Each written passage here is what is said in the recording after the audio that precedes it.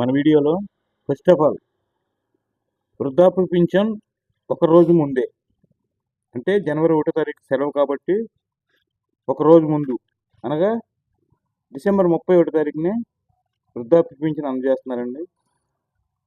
దయచేసి అందరూ తీసుకోండి. ఇక నెక్స్ట్, ఆర్థిక సంస్కర్త అస్తమయం. మన మన్మోహన్ సింగ్ గారండి 10 సంవత్సరాలు ప్రధానమంత్రిగా చేశాడు.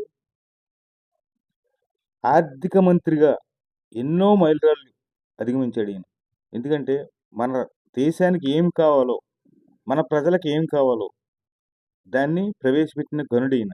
దీని గురించి ఎంత చెప్పినా తక్కువే అవుద్ది. అందులో మచ్చుతునక్కి గ్రామీణ ఉపాధి హామీ ఈయన ప్రవేశపెట్టింది. గ్రామీణ ఉపాధి హామీ అంటే పల్లెటూరులో మనం కరువు పనులు అని పిలుచుకుంటాం వీటిని.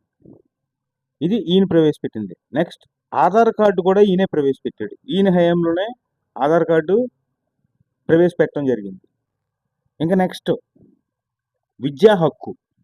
ఇప్పుడు ఫీజు రీఎంబర్స్మెంట్ ఇస్తున్నారు కదా, ఈ చట్టాన్ని తెచ్చింది కూడా ఈయనే. ఎంతోమంది ఎన్ని కోట్ల విద్యార్థుల భవిష్యత్తుని తీర్చిదిద్దాలంటే ఖచ్చితంగా విద్యా హక్కు ఉండి తీరాలి ప్రతి ఒక్కళ్ళకి అని చెప్పి ప్రవేశపెట్టింది ఈయనే. నెక్స్ట్, ఆహార భద్రత. ఆహార భద్రత అంటే భారతదేశంలో ఉన్న ప్రతి పౌరుడు ఆకలి చావులు చావకూడదని.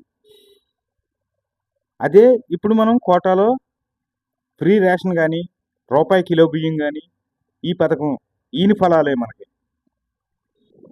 ఇక పేరుని నాని వ్యవహారం చూద్దాం.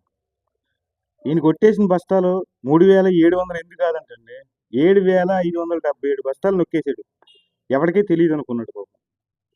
మొత్తం నొక్కేసి మొన్నటిదాకా ప్రెస్ మీట్ల మీద ప్రెస్ మీట్లు పెట్టి అది చేస్తాం ఇది చేస్తామని బెదిరించాడు. కానీ ఇప్పుడు గూట్లోకి వెళ్ళిపోయాడు. పరార్, పెళ్ళం, మొగుడు మొత్తం జంప్. ఇలాంటి నాయకుల్ని మనం ఎన్నుకున్నాం, అది విషయం.